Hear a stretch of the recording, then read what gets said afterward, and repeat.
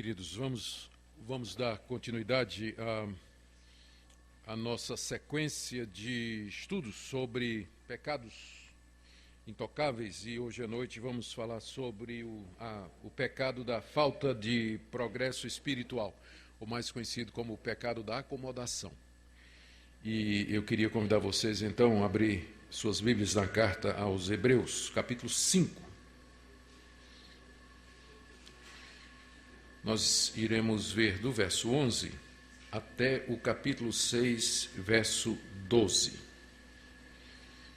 Então, nós vamos fazer a leitura à medida que a exposição prossegue.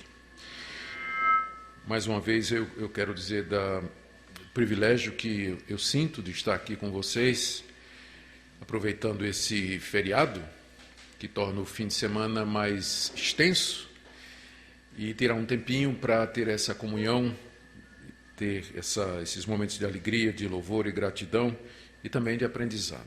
Graças a Deus por isso. Esse tema que eu quero falar para vocês, para mim é uma das... Ele tem a ver com um dos maiores perigos que nós podemos encontrar na vida espiritual. A gente pode descrever a vida cristã como sendo uma marcha avante, sempre marchando. Algumas das metáforas que a Bíblia usa para descrever o cristão ou a igreja tem a ver com a linguagem militar. A igreja é como um exército, Deus é às vezes descrito como um guerreiro completamente armado, especialmente no livro de Isaías. Lá em Efésios capítulo 6, o cristão também é descrito como um soldado completamente armado. Com frequência, a vida cristã é descrita como uma luta, como uma batalha, ou seja, todas essas figuras dão ideia de movimento, que nós estamos andando, que nós estamos prosseguindo, que nós estamos indo em frente. Eu sei que tem gente que gosta de metáforas do tipo assim, que a igreja é um hospital, onde as pessoas vão para ser tratadas. De fato, seria errado dizer que não existe esse aspecto. A igreja é uma comunidade onde se oferece cura e restauração para a alma humana.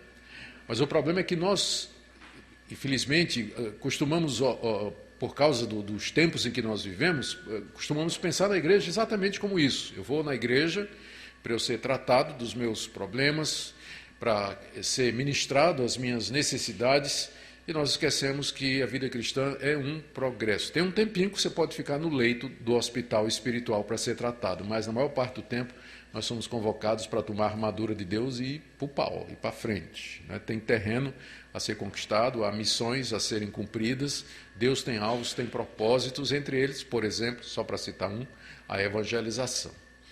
Então, a falta de crescimento ou de progresso espiritual, ela é a causa de uma série de outros problemas na vida da igreja, a estagnação.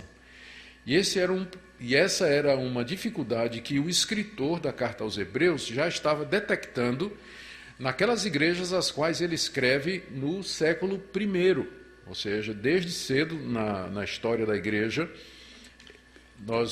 esse problema se instalou e ele teve que ser então tratado. E vamos ver como o autor da nossa carta, ele resolve esse problema. Como nós dissemos antes, hoje pela manhã, essa carta foi escrita para judeus que haviam se convertido ao cristianismo e que estavam passando por muitas perseguições por parte dos seus patrícios judeus. Havia o risco de perda de emprego, ser excluído da sinagoga, de ser denunciado às autoridades romanas, ser preso, perder os bens, enfim, ser torturado e morto. Quando o cristianismo começou, ele era uma religião marginal, era uma religião de excluídos, ela não era considerada, não era aceita.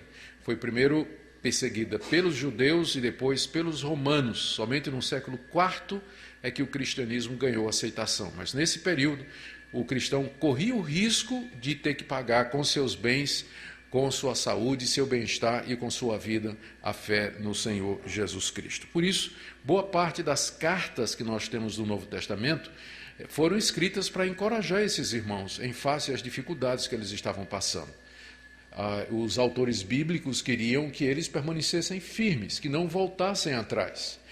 Nós precisamos esquecer aquela ilusão, aquele quadro heróico que se faz dos primeiros cristãos, de que todos eles estavam dispostos a ir para a fogueira, ser comido pelos leões lá no Coliseu, ou ser decapitado por amor a Cristo. Não, muitos voltaram atrás. Muitos capitulavam, renunciavam a Cristo, negavam a Jesus e voltavam atrás diante da perspectiva de ser lançado numa arena cheia de leões famintos. Então a perseguição sempre foi ruim para a igreja. E ela traz sofrimento. Nem todo mundo é firme ou consegue ser firme o suficiente. Então, nós não vamos orar por perseguição, tá? Vamos combinar isso, porque tem gente que acha que perseguição é bom para a igreja, mas é bom assim no sentido de que Deus usa tudo para nos abençoar. Mas é um período de grande sofrimento, é um período de prova, um período difícil, de devastação. Agora mesmo nos países árabes, a igreja está sendo reduzida drasticamente, lugares onde tinha igrejas antigas, todas sendo fechadas, cristãos sendo dizimados ou expulsos. Então estão acabando com o cristianismo em alguns países. Naturalmente nós não queremos que isso aconteça aqui. Então o Novo Testamento contém muito de incentivo aos cristãos de prosseguir, de não ficar parado, de crescer, de ir em frente, mesmo em meio às muitas dificuldades que nós enfrentamos. O autor dessa carta aqui, no caso, ele mostra quais os perigos de abandonarmos a Cristo, uma vez que nós já tivemos conhecimento dele, e também que nós pensemos bem no que nós vamos fazer. Nós vamos trocar Cristo pelo quê? No caso dos leitores dessa carta, eles já tinham deixado o judaísmo, a religião do Antigo Testamento, tinham crido em Jesus, e a tentação agora era voltar atrás, voltar para Moisés, voltar para o Sinai, voltar para a lei, e essa carta tem como objetivo parar isso aí. Ela mostra que Cristo é superior a Moisés, Cristo é superior a Arão, Cristo é superior aos sacrifícios, Cristo é superior aos anjos, o sacerdócio de Cristo é superior ao sacerdócio levita, enfim, Cristo aparece como sendo aquilo que Deus tem para nós, de tal modo elevado que antes ou depois dele nada realmente vai acontecer, ou nada realmente vai satisfazer o nosso coração. Essa advertência que nós temos aqui no capítulo 5, verso 11 até o capítulo 6, verso 12, é a terceira advertência que nós encontramos aqui na carta. Ele já havia alertado os cristãos contra a negligência da salvação, no capítulo 2, de 1 a 4, contra a dureza de coração, isso nós vimos agora de manhã, e agora vem a terceira exortação, onde o nosso autor repreende os seus leitores pela demora em crescerem na fé. Estavam se arrastando devagar, quase parando na fé cristã. Em parte havia as perseguições, mas havia também outras coisas. Eu tenho, hoje à noite, a minha palestra ela tem 4 partes. Na primeira, vamos ver uma exortação que ele faz contra o ficar parado. Ele diz que isso aí não é o que se espera do cristão. O cristão tem que prosseguir. Depois, ele vai fazer uma exortação ao progresso espiritual. A gente tem que deixar as coisas básicas para trás e prosseguir para conhecer aquilo que é mais elevado. Terceiro, ele faz uma advertência muito séria contra a apostasia. É uma passagem que é muito conhecida e às vezes muito usada por grupos para dizer a respeito da perda da salvação, que é Hebreus capítulo 6, que na verdade tem que ser entendido no contexto. É uma advertência onde o nosso autor diz assim, olha, se vocês não crescerem espiritualmente, então não é que vocês correm o risco de parar, vocês correm o risco de ir para trás. A ideia, pensa nisso, você nadando contra a corrente, tá? Se você está nadando contra a corrente, se você parar, não é que você vai ficar ali no meio, se você parar, você vai ser empurrado para trás. Então, a vida cristã é mais ou menos isso também. Nós estamos nadando contra a corrente aqui nesse mundo. E se você parar, não é que você vai ficar parado, mas você vai ser empurrado para trás. Empurrado para trás. Por isso, sempre a necessidade de fazer progresso, de ir em frente. E a última parte é a expectativa que o nosso autor demonstra de que eles, na verdade, não são do tipo que vão para trás, mas o tipo que vai para frente. Isso aí está no capítulo 5, 11 a 6, 12, que eu quero ver com vocês. Eu peço que vocês aí acompanhem na sua Bíblia. Então, a primeira parte, ele faz essa advertência contra ficar parado, contra a estagnação, né, espiritual, falta de progresso. Está aí, do verso 11 até o verso 14, vou ler com vocês. Ele diz assim: a esse respeito, temos muitas coisas que dizer, difíceis de explicar, porque vocês se tornaram tardios em ouvir. Pois, com efeito, quando devíeis ser mestres, atendendo ao tempo decorrido, tendes novamente necessidade que alguém vos ensine de novo quais são os princípios elementares dos oráculos de Deus, e assim vos tornastes como necessitados de leite e não de alimento sólido. Ora, todo aquele que se alimenta de leite é inexperiente na palavra da justiça, porque é criança. Mas o alimento sólido é para os adultos, para aqueles que pela prática têm as suas faculdades exercitadas para discernir não somente o bem, mas também o mal. A crítica que ele faz aqui é o fato de que aqueles cristãos a quem ele escreve, devido ao tempo em que eles já eram crentes, já deviam ser mestres, e na verdade não eram. Eram como pessoas que precisavam aprender as coisas básicas da fé. Olha o que ele diz. Primeiro, que existem coisas, muita coisa que poderia ser dito a respeito de Cristo. Verso 11. A esse respeito, ele está falando de Cristo, é porque eu não li o início do capítulo 5, não é? Mas ele está falando a respeito de Jesus. E ele diz, a esse respeito, a respeito de Cristo, temos muitas coisas que dizer. Então, vocês sempre ouviram aquilo de que a Bíblia, ela é a palavra suficiente de Deus, mas ela não é exaustiva. A Bíblia não diz tudo que se poderia dizer a respeito de Deus e a respeito de Cristo. O que significa que tem muita coisa sobre Cristo e muita coisa sobre Deus, que nós precisamos estudar, que nós precisamos progredir e conhecer. Nós nunca vamos chegar num tempo, numa época, em que nós podemos dizer, eu já aprendi tudo que podia ser aprendido a respeito do Evangelho, de Cristo ou de Deus. Então, primeira coisa, a esse respeito, temos muitas coisas que dizer. Segunda coisa que ele fala, algumas dessas coisas a respeito de Cristo são difíceis de explicar. Está vendo aí no verso 11? Explicar, literalmente no grego, interpretar. Coisas difíceis de interpretar. O nosso autor está fazendo uma referência ao Antigo Testamento. Tem muita coisa no Antigo Testamento que fala sobre Cristo, mas é difícil interpretar. Precisa prestar atenção, precisa de um raciocínio, precisa fazer comparação. Ou seja, é um desafio ler a Bíblia, não é? Sempre tem coisa mais nova para aprender e nem sempre essas coisas são fáceis de ensinar. Terceira coisa que ele diz aí é que uma das dificuldades que existe para que a gente interprete e explique é que os crentes às vezes custam a entender. Final do verso 11.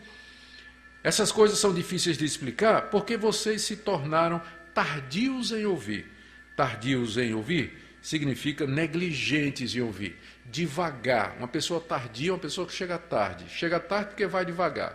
Quando chega o bonde já vai lá na frente. Então ou perde o bonde, então pega o bonde andando. Então tem crente que é tardio, né? Assim, ele não acompanha, simplesmente não acompanha. O tempo já passou. Ele já deveria estar bem avançado, deveria ter aprendido um monte de coisa, mas ele realmente vai ficando para trás, porque ele é tardio em ouvir, ele é devagar em ouvir. Não é que ele é burro, né? Mas ele é preguiçoso, ele está desinteressado. Porque quando a gente tem interesse numa coisa, a gente não consegue parar de assistir, ou de ver, ou de ler. Eu tenho experiência de pegar, às vezes, um livro. Eu gosto muito da Agatha Christie, né, e alguns dos romances policiais que ela escreve, e tem alguns que são meio chatos, mas tem alguns que, quando eu começo a ler, eu não consigo parar. Eu tenho que chegar logo ao fim, porque o trama é, de fato, muito profundo, muito bem escrito, captura meu interesse, e eu tenho vontade de saber, de chegar ao final para saber quem, de fato, é o assassino, né? Ou os assassinos, né? Nos romances da Agatha Christie, tudo pode acontecer, a gente sabe disso. Então, a Bíblia, ela tem coisas difíceis de explicar, e fica mais difícil ainda quando os crentes não têm interesse em aprender, não têm interesse em ouvir, como os leitores dessa carta, a quem é dirigida essa palavra aí no verso 11, vocês se tornaram tardios, preguiçosos, devagar para ouvir a palavra de Deus. Quarta coisa que nós queremos mostrar aqui é que Deus espera, na verdade, Deus espera que os crentes cresçam e se tornem mestres. É isso que Deus quer de cada um. Verso 12, ele diz, com efeito, quando devíeis ser mestres atendendo ao tempo decorrido.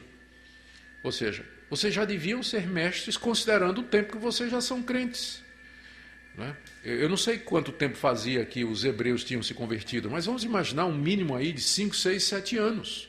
Então, da perspectiva do autor, 5, 6, 7 anos já seria suficiente para que eles dominassem os pontos fundamentais a respeito do cristianismo, conhecessem a Deus, conhecessem a pessoa de Cristo e fossem capazes de ensinar, porque é isso que o mestre faz. Ele domina o assunto, de forma que, com segurança, ele pode transmitir aquele conhecimento para outras pessoas.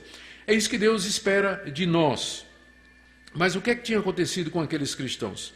Eles, na verdade, tinham parado, não é? O verso 12, vocês agora têm novamente necessidade de que alguém vos ensine de novo quais os princípios elementares dos oráculos de Deus. Oráculo de Deus é um termo para o Antigo Testamento. O Antigo Testamento é o oráculo de Deus. Oráculo era o nome que era dado ao sacerdote ou à sacerdotisa, que era o porta-voz dos deuses gregos. Por exemplo, o oráculo de Delfos. Na cidade de Delfos tinha uma feiticeira que era considerada a porta-voz do deus Apolo. Então, quando o adorador queria saber qual era a vontade do deus Apolo, ia ao oráculo de Delfos, consultar a feiticeira, a pitonisa lá de Delfos, para saber o que é que o deus Apolo tinha a dizer para a sua vida. Os oráculos de Deus para nós são as Escrituras. Se a gente quer saber a voz de Deus e entender a Deus, a gente vai para a Bíblia, porque ali nós vamos encontrar o nosso Deus falando e nos orientando. Aqui o nosso autor está dizendo que aqueles cristãos que já deveriam estar ensinando a Bíblia, estavam precisando que alguém os ensinasse de novo quais eram os princípios elementares dos oráculos de Deus. Precisava ir de novo para a classe de catecúmenos. Em vez de assumir uma classe na escola dominical, eles tinham que voltar para a classe de catecúmenos, começar do beabá outra vez. Né? O tempo tinha passado, eles não tinham progredido. Tinham ficado preguiçosos, tinham se acostumado, tinham se amoldado, tinham simplesmente relaxado e deixado a coisa correr sem qualquer entusiasmo, sem qualquer compromisso. E o resultado é que, final do verso 12, eles eram necessitados de leite e não de alimento sólido. O que é que isso significa? O leite seria, a figura é óbvia, né? O contraste entre uma criança e um adulto. Crianças, elas precisam de leite, um alimento líquido, não é? Fácil de tomar, disponível, está ali. O adulto, ele pode viver de leite também, mas aí ele já ingere comida sólida, ele tem condição de mastigar, tem condição de digerir, ele precisa de mais vitamina, carboidrato e aí um monte de outras coisas aí que os nutricionistas aí todos sabem. Então, a comparação é simples. Quando o crente é novinho, né, quando ele se converte, quando ele começa a vida cristã como um bebê, ele é iniciado nos oráculos de Deus. A gente dá para ele o beabá, o que é que representa o ser pecador, quem é Deus, quem é Jesus Cristo, o que é que ele fez por nós na cruz, a ressurreição, a justificação pela fé. A gente dá o básico, né, que vem nas classes de catecúmenos ou nos catecismos. Por exemplo, o catecismo menor, que a nossa igreja adota, que é uma série de 100 e poucas perguntas a respeito da fé. Mas já o adulto, ele já vai discutir coisa mais séria. Vai ver as implicações de determinadas doutrinas para o dia a dia. Vai comparar a Escritura com outras religiões, com outros questionamentos. Ou seja, já é uma outra abordagem. Ele já enfrenta questões mais sérias do dia a dia. Então, existe um progresso. A gente está sempre crescendo e aprendendo a interpretar a Bíblia e trazer o seu significado para os nossos dias. Só que aqueles cristãos, eles ainda estavam no beabá, quando eles deveriam estar ensinando já as grandezas de Deus. O quinto ponto que o nosso autor coloca aqui nessa primeira sessão é que os crentes que não crescem, eles se tornam um fardo para a igreja. Versos 12 e 13. Final do verso 12, vocês se tornaram como necessitados de leite e não de alimento sólido. Ora, todo aquele que se alimenta de leite é inexperiente da palavra da justiça, porque é criança. Então, crente assim, ele dá trabalho, porque todo ano você tem que ensinar a mesma coisa para ele. Eu ensino teologia, eu sou pastor há muitos anos. E eu confesso para vocês, precisa muita paciência para todo ano você responder as mesmas perguntas que os mesmos crentes fazem. Todo ano eles vão fazer a você a mesma pergunta na classe de escola dominical. Você respondeu, você explicou e você ensinou, mas entrou no ouvido e saiu no outro. O ano que vem ele vai fazer exatamente a mesma pergunta. Parece que ele não aprende, ele não cresce. A gente fala, ensina, demonstra, explica e, na verdade, falta o desejo de ouvir. Dá trabalho, né? Dá trabalho quando deveria trabalhar. E o último ponto aqui é que o alvo de Deus é que nós sejamos crentes maduros. Veja o verso 14. O alimento sólido, quer dizer, que é o conhecimento da palavra de Deus, dos oráculos de Deus, a interpretação das Escrituras, Cristo, quem Ele é, tudo isso relacionado com Ele. Esse alimento sólido é para os adultos, para aqueles que pela prática têm suas faculdades exercitadas para discernir não somente o bem, mas também o mal. Aqui você tem a definição de um crente adulto. É aquele que pela prática ele tem suas faculdades exercitadas para discernir o bem e o mal. O que são as faculdades aqui? Não é faculdade, né? Que você vai. Faculdades aqui são as capacidades humanas. A gente pode falar consciência, pensamento, vontade, julgamento, escolha, decisão, arbítrio. São capacidades que nós temos que os animais não têm. E nós aprendemos, com a experiência, a gente aprende a discernir o bem e o mal e treinar as nossas faculdades. Um crente experiente, ele está numa situação e ele toma a decisão correta, porque ele já tem prática, ele já foi treinado nisso, as suas faculdades foram exercitadas. A criança, a gente sabe, ela põe o dedo na tomada.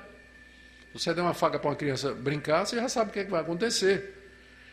Então, o crente, por isso que a Bíblia diz que os crentes novatos, eles não deveriam ser colocados em cargos de liderança. Está lá em 1 Timóteo 3, não neófito, para não acontecer que ele se ensoberbeça e caia na condenação do diabo. Porque é preciso uma certa maturidade para poder corretamente discernir entre o que é certo, o que é errado, o que pode ser feito e o que não pode ser feito. Mas quando você quando você não se exercita, você nota que o termo aqui é faculdades exercitadas, a ideia de exercício, de treinamento, não é? De ir para a academia todo dia, não é? Desenvolver os músculos. Quando você para de exercitar o discernimento, então você se torna meio que bobinho nas coisas de Deus, não é? O erro está ali na sua cara e você não percebe. Está na cara, todo mundo está vendo que se você seguir aquele caminho, você vai quebrar a cara. Porque aquele caminho está errado, mas você simplesmente não tem discernimento, porque parou, né? Você estagnou, você não prosseguiu como deveria. Aqui é a primeira parte. O nosso autor repreende aqueles cristãos, em resumo, dizendo o seguinte: já faz tempo que vocês são crentes, vocês deveriam ser mestres, que comem alimento sólido e transmitem para outras pessoas. Mas o que está acontecendo com vocês? Vocês são como crianças, vocês só suportam leite. Se a gente entrar num assunto mais profundo, ou falar mais a respeito das coisas profundas de Deus, vocês vão ficar voando, né? Vocês não têm o menor interesse, não conseguem discernir, como crianças que e não deveriam ser mais devido ao tempo que vocês decorreram. E trazendo para nós, esse é um perigo real, é o perigo da acomodação. É você perder de vista aquilo que eu disse no começo. A igreja é um exército que está marchando. A vida cristã é nadar contra a corrente. Você não pode parar. Você tem que estar nadando sempre, sempre, sempre, sempre. Se parar, ela empurra você para trás. A vida cristã é em movimento, ela não é estática. Ela não é como o zen budismo, né, que você fica lá meditando, tentando entrar em contato com a consciência karma do universo. Não, mas o cristianismo sempre está puxando você para novas situações, a descobrir novos caminhos, trazer respostas para contextos novos na que acontece na sua própria vida. E para isso você precisa progredir, você precisa avançar na vida cristã. E quando isso não é feito, então você se torna um fardo para a igreja, né? Como uma criança, às vezes, é muito pesado para a gente carregar. Bom, a segunda parte do... Antes de de ir para a segunda parte, eu fiz uma anotação aqui para dizer a vocês quais são os perigos da estagnação. Como eu disse, o primeiro não é ficar parado. O perigo da estagnação não é que você fica parado, mas que você ou cai ou você vem para trás. Você fica vulnerável e fraco à tentação, não se firma na palavra de Deus, pode ser iludido por falsos mestres, e eu já mencionei que você se torna um fardo e um peso para os demais irmãos. Não é que a gente não vai carregar você, mas dá trabalho. Não é? Mas dá trabalho. Segunda parte do texto, o nosso autor faz uma exortação para que aqueles crentes prossigam na fé. São 3 versículos só. Vê o que ele diz nesses 3 versículos. Capítulo 6, de 1, 2 e 3. Por isso, depois de toda essa exortação, pondo de parte os princípios elementares da doutrina de Cristo, que é o leite, né? Deixa isso de parte. Deixemo-nos levar para o que é perfeito. Esse é o alvo da vida cristã. A perfeição. Não lançando de novo a base do arrependimento de obras mortas e da fé em Deus, o ensino de batismos e da imposição de mãos, da ressurreição dos mortos e do juízo eterno, isso faremos se Deus permitir. O que é que ele está dizendo aqui nesses 3 versículos? Ele está dizendo, meus irmãos, vamos deixar de lado o que ele chama aqui, os princípios elementares da doutrina de Cristo. Porque vocês já sabem disso, né? Vocês estão nisso aí. Vamos deixar de lado os princípios elementares da doutrina de Cristo. Não é que a gente vai esquecer essas coisas, ignorar essas coisas ou negar essas coisas, mas é que a gente tem que ir além delas. E aí ele dá a relação destas coisas. Agora presta atenção. Eis o que o autor de Hebreus considera como sendo princípios elementares. Primeiro, a doutrina do arrependimento e de obras mortas. Segundo, fé em Deus. Terceiro, ensino sobre o batismo. Quarto, ensino sobre imposição de mãos. Quinto, a ressurreição dos mortos. E sexto, a doutrina do juízo eterno. Você vai olhar para isso aí e você vai dizer, puxa, mas nem eu tenho certeza a respeito de algumas dessas coisas, né? Então, daí, por aí você já pode tirar como você está para trás, né?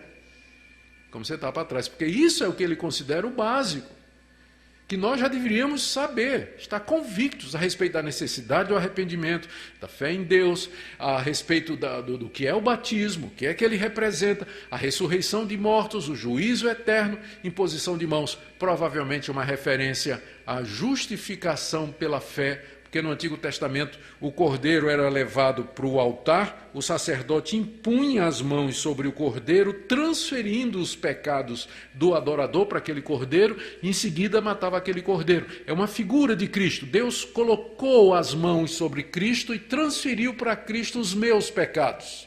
E aí em seguida sacrificou Cristo em meu lugar, ele morreu e pagou os meus pecados. Então estas coisas são consideradas como os princípios elementares. E o nosso autor diz assim, gente, vamos deixar isso de lado, não vamos lançar de novo a base destas coisas, e é o que é que ele fala, vamos nos deixar levar para a perfeição.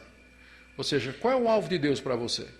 Nós já ouvimos algumas coisas, maturidade, crescimento, discernimento e perfeição. É isso que Deus quer de você aqui nesse mundo. E você acha que essa perfeição ela vai cair do céu prontinha? Ou é alguma coisa que nós temos que buscar? É alguma coisa que a gente tem que buscar. Que nós temos que procurar através dos meios que Deus determinou. E nós já vimos um dos meios aqui, que são os oráculos de Deus, né? A palavra de Deus. Agora, eu queria que você notasse uma frase que às vezes nos passa despercebida aqui. Ele diz no verso 6, deixemo-nos levar para o que é perfeito. E aí, no verso 3, ele diz, não, ele continua, né? Não lançando a base daquilo que é básico, não é? Isso faremos se Deus permitir. O que ele está dizendo aqui é que,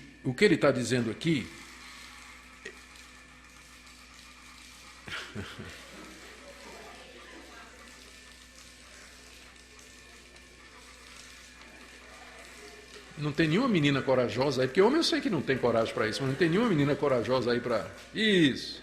Obrigado. Aí. Obrigado, Alice. Os homens estavam tudo assim, ai. Muito bem, Alice. Muito obrigado.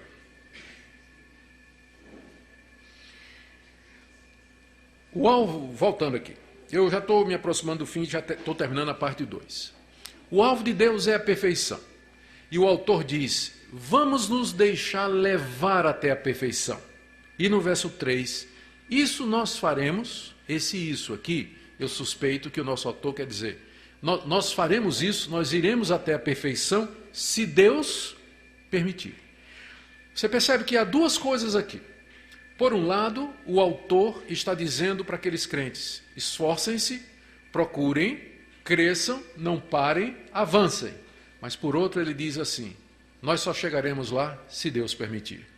Por um lado a responsabilidade humana, por outro a soberania de Deus. Por um lado o nosso dever, por outro o poder de Deus. Essa combinação das duas coisas, isso nós só faremos se Deus permitir. Se Deus não nos der as condições e a graça de prosseguir, nós nunca chegaremos lá. E será que Deus não quer? Será que Deus não permite? Só tem um caso em que Deus não permite, que é exatamente a questão da apostasia. Esse verso 3, ele é a chave para a gente entender o 4 a 8. O nosso autor está dizendo, o alvo de Deus é que você chegue à perfeição, mas para isso você tem que deixar de lado o básico e você tem que prosseguir. E isso, nós vamos chegar lá, se Deus permitir. Mas tem uma situação em que Deus não permite. É se você simplesmente voltar atrás na sua fé. Se você voltar atrás na sua fé, é impossível você chegar lá. É impossível. Veja a partir do verso 4. Note o contraste com o verso 3. Verso 3. Se Deus permitir. Verso 4. É impossível, pois que aqueles que uma vez foram iluminados, provaram o dom celestial, se tornaram participantes do Espírito Santo, provaram a boa palavra de Deus e os poderes do mundo vindouro, e caíram, sim, é impossível outra vez renová-los para arrependimento, visto que de novo estão crucificando para si mesmos o Filho de Deus, expondo a ignomínio.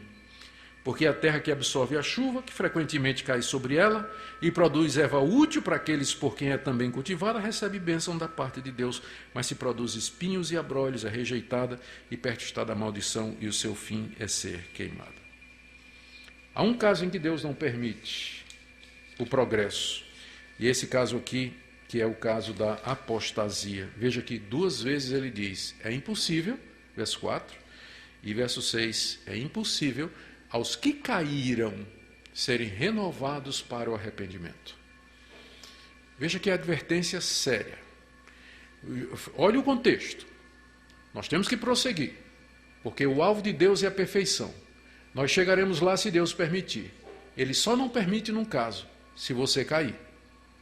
Se você cair, se você voltar atrás, se você negar tudo que você sabe, se você rejeitar Jesus Cristo, é impossível a sua salvação. Aí não tem mais jeito. Aí não tem mais possibilidade. É uma advertência muito séria. E eu quero ver com vocês aqui, primeiro, a quem esse texto então se refere. Olha o que é que ele diz, como ele descreve as experiências que essas pessoas tiveram. No verso 4, ele diz, é impossível aos que foram iluminados. Ou seja, a luz do Evangelho brilhou, eles perceberam que Cristo era o Messias, foram recebidos na igreja, foram batizados, foram de fato iluminados. Segundo, ainda no verso 4, verso 5, não é verso 4, provaram o dom celestial. Eles sentiram a alegria de acreditar em Jesus como o Messias prometido, participaram da ceia do Senhor juntamente com os outros. Se tornaram participantes do Espírito Santo, final do verso 4, talvez porque tiveram imposição de mãos, participaram daquelas operações do Espírito Santo como despertamento, compreensão e entendimento. Eles sentiram o agir de Deus no seu coração. Verso 5, provaram a palavra de Deus, ouviram as pregações, sentiram o efeito da palavra de Deus em suas vidas e até mudaram o comportamento. Ainda o verso 5, provaram os poderes do mundo vindouro, ou seja, um pouco de paz, esperança, alegria, sensação de comunhão com Deus. Já vi isso muito acontecer com o novo convertido. A pessoa muda.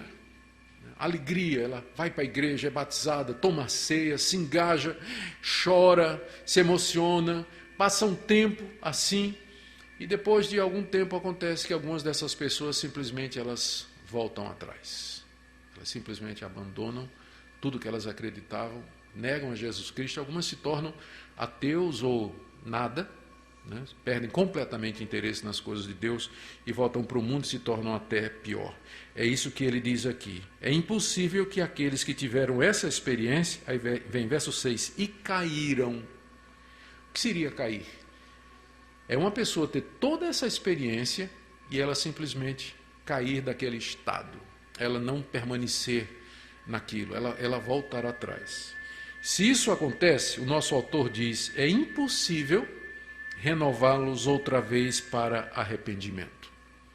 Por que é impossível? Ele dá algumas razões. Primeiro, eles estariam crucificando de novo o Filho de Deus e o expondo à vergonha. Renovar um apóstata, ou seja, fazer a pessoa passar por toda aquela experiência de novo, seria como expor Jesus Cristo outra vez à crucificação. Se eu posso colocar em resumo, seria uma crucificação, uma conversão. Você não pode, com base na crucificação, ter duas experiências. Você tem uma. E se você despreza essa, é impossível crucificar Cristo outra vez para você ter outra chance. Então, é uma crucificação, uma experiência. Se caiu, se abandonou, se largou, não resta mais cruz. Não tem mais o que fazer, que Cristo já fez. O que ele tinha que fazer, ele já fez. Porque ele diz, é impossível renová-los porque estariam de novo crucificando o Filho de Deus.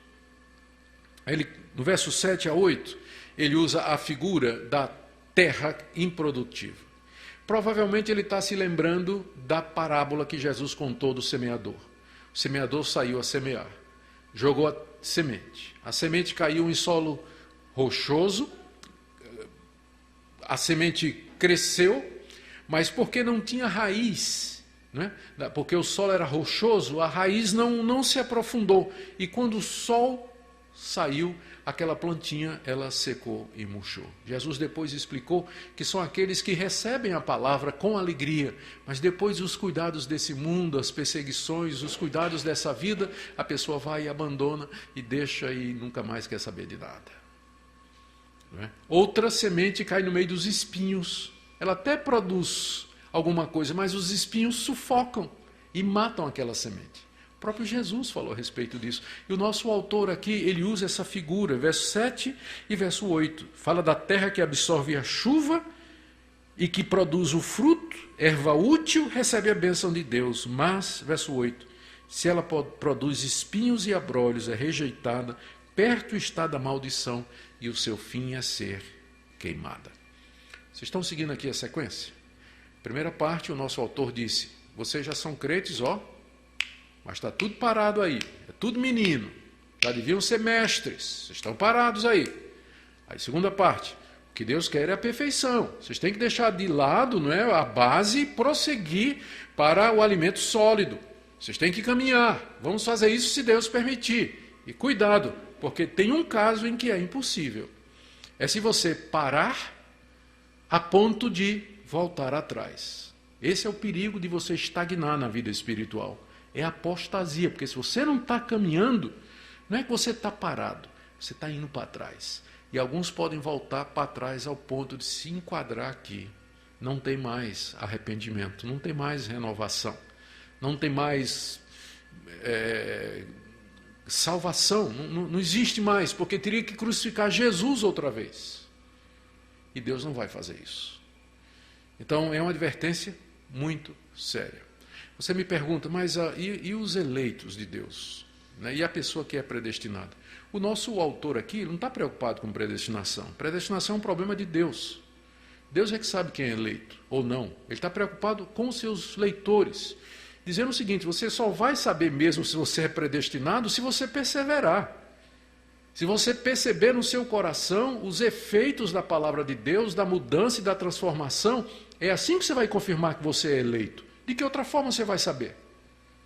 Ninguém penetra nos segredos de Deus, os desígnios secretos de Deus. Eu não tenho uma lista dos predestinados. Então, como é que eu sei que eu estou nessa lista dos eleitos? Só tem uma maneira de você saber.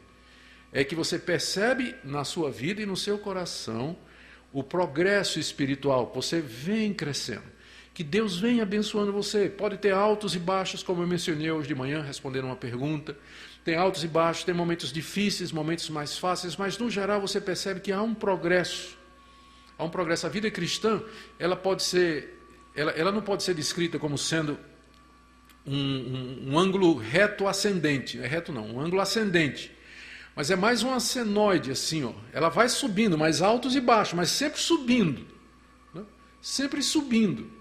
Mas tem vezes na subida que dá uma descida. Quem já viajou em lugares montanhosos, por exemplo, na Suíça, não é?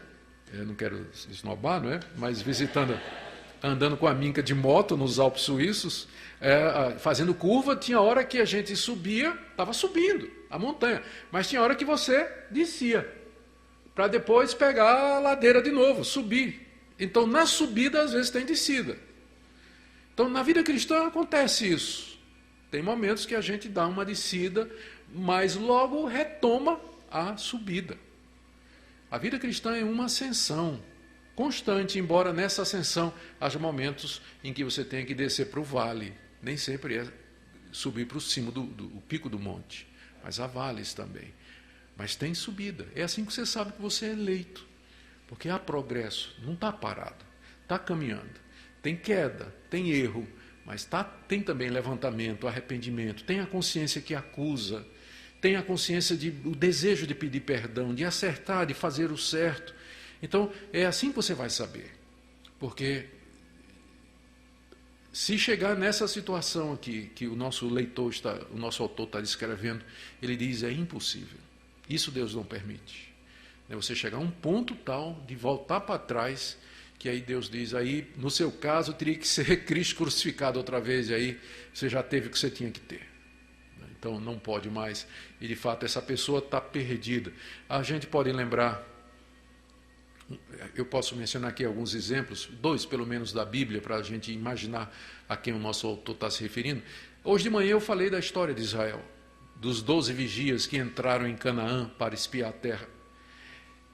Pensa bem, eles entraram na terra prometida, comeram da fruta, até trouxeram um cacho, beberam daquela água gostosa da terra prometida, daqueles riachos límpidos, respiraram aquele ar gostoso da Palestina, atravessaram o rio Jordão para nunca mais voltar. Tiveram uma experiência lá na Palestina, mas morreram do lado de cá do Jordão, morreram no deserto. Teve 2 que experimentaram a Palestina e morreram na Palestina, Josué e Caleb. Mas os outros 10 estiveram lá dentro, experimentaram, sentiram o gosto, respiraram o ar, mas morreram perdidos. Eles nunca viram, não entraram, na verdade, nunca tomaram posse. Assim pode acontecer. Você está tendo essa experiência de provar os poderes da era vindoura. Você está ouvindo a palavra de Deus. Você está sendo instruído nos caminhos de Deus. Você nasceu num lar cristão, ou então algum amigo seu lhe deu esse privilégio, trouxe para a igreja, você leu a Bíblia, ouviu uma pregação. Deus está falando no seu coração, você está sentindo, provando os poderes do mundo vindouro. Prossiga, não pare, porque se parar, você pode ser como aqueles vigias. Alguém que teve uma experiência, mas que no fim não adiantou absolutamente nada. Quer um outro exemplo? Judas. Vou dar 2 exemplos parecidos, Judas e Pedro. Os 2 andaram com Jesus 3 anos, conheceram toda a verdade. No final, Judas traiu Jesus e foi se enforcar, porque tinha remorso, não tinha arrependimento verdadeiro. Pedro negou Jesus 3 vezes, mas Pedro não foi se enforcar, Pedro foi pedir perdão. Pedro se humilhou diante de Cristo quando Cristo olhou para ele e ele começou a chorar. Essa é a diferença da queda do crente e do apóstata. O apóstata, quando ele volta atrás mesmo, não tem perdão, não tem desejo, não tem nada, é como Judas. 3 anos, voltou atrás. Filho da perdição, foi para o inferno. O pecado de Pedro não foi menor, ele negou Cristo 3 vezes. Mas ele era crente de verdade. E ele se humilhou, ele se arrependeu. Quando Cristo orou para ele, ele chorou amargamente. Chorou amargamente. Essa é a diferença. Termino com o verso 9 a 11, a 12, quando o autor diz assim, ele diz, é como quase que ele se pedisse desculpas, dizendo assim, olha, eu disse essas palavras duras, mas eu tenho esperança com relação a vocês. Quanto a vós outros, todavia, está vendo todavia aí? Quanto a vós outros, todavia, ó amados, estamos persuadidos das coisas que são melhores e pertencentes à salvação, ainda que falamos dessa maneira. Desculpa o mau jeito, né? Desculpa a maneira que eu falei, mas com relação a vocês, eu tenho expectativas melhores do que esses que eu acabei de descrever nos versos anteriores e que estão perdidos. Verso 10. Porque Deus não é injusto para ficar esquecido do vosso trabalho e do amor que evidenciaste para com o seu nome, pois servistes e ainda servis aos santos. Agora veja só, que fecha tudo que eu queria dizer para vocês. Desejamos, porém, continue cada um de vós mostrando até o fim a mesma diligência, ou seja, o mesmo compromisso, a mesma dedicação, o mesmo zelo, o mesmo gosto, para a plena certeza da esperança. Que esperança é essa? A esperança da vida eterna. Como é que você vai ter a plena certeza da vida eterna? Você mostrar a mesma diligência que você teve no começo. Que você continue, que você prossiga. E fazendo assim, você vai ter plena certeza de que você faz parte dos eleitos de Deus e que você de fato vai ser salvo. Verso 12. Para que não vos torneis indolentes. Essa era a palavra que eu estava procurando. Que eu chamei vocês de preguiçoso, devagar, tardio, né? Mas indolente é a melhor palavra, né? Cara, que indolente. Assim. Preguiçoso é bom também. Não vos torneis indolentes, mas imitadores daqueles que pela fé e pela paciência herdam as promessas. Eu acho que eu não posso dizer mais do que isso no tema do pecado da acomodação. O pecado da acomodação é fatal. Não é que você vai ficar acomodado, é que você vai ficar perdido. Como eu disse, não tem meio termo. Ou você está caminhando ou está sendo empurrado para trás. Se você está sendo empurrado para trás, vai chegar um momento em que é impossível renová-lo para o arrependimento. Não dá mais. Passou do tempo e do limite. Por isso, para que a gente tenha plena certeza da esperança, diligência, vamos herdar a promessa como aqueles que, pela fé e pela longanimidade, fazem a vontade de Deus. Amém? Volto a dizer, isso aqui não tem nada a ver com predestinação. Predestinação é dos desígnios secretos de Deus. Nós estamos aqui do céu para baixo. Predestinação é do céu para cima. Nós estamos do céu para baixo. E aqui, olhando para vocês e vocês olhando para mim, eu digo, a certeza e a convicção, elas são resultado da perseverança. Se não há santificação, progresso e crescimento, você não pode ter certeza. Mas a certeza é resultado disso. E se você nessa noite tem dúvida, ou olhando para trás você está vendo a sua vida e sua situação, lembra que o fato de que você está aqui hoje à noite já pode ser uma indicação da misericórdia de Deus com você e do favor que Ele quer mostrar a você. Tipo assim, arrependa-se, venha, vamos começar uma vida nova, uma fase nova da sua vida. Eu vou lhe tomar pela mão e vou fazer você progredir, fazer você andar, e você vai crescer, e você vai ser mestre, você vai ser maduro, você vai ser uma bênção na vida de outras pessoas. Amém? Senhor Deus, nós te damos graças pela Tua palavra e nós pedimos que ela seja usada pelo Teu Espírito Santo em nosso coração nessa noite. Senhor, nós não queremos ficar parados e muito menos deixados para trás, mas nós queremos, ó Deus, correr a corrida da fé. Queremos nos engajar na batalha do Evangelho, lutar o bom combate. Se alguém nessa noite que está acomodado, que parou, que desistiu, que desanimou, pedimos que Tua palavra, Senhor, possa revigorá-lo nessa noite. Que o Senhor traga perdão, reconciliação, um novo começo, porque Tu és um Deus bom, que Tu tens prazer em perdoar e levantar o Teu povo. E nos ajuda. É o que te pedimos em nome de Jesus.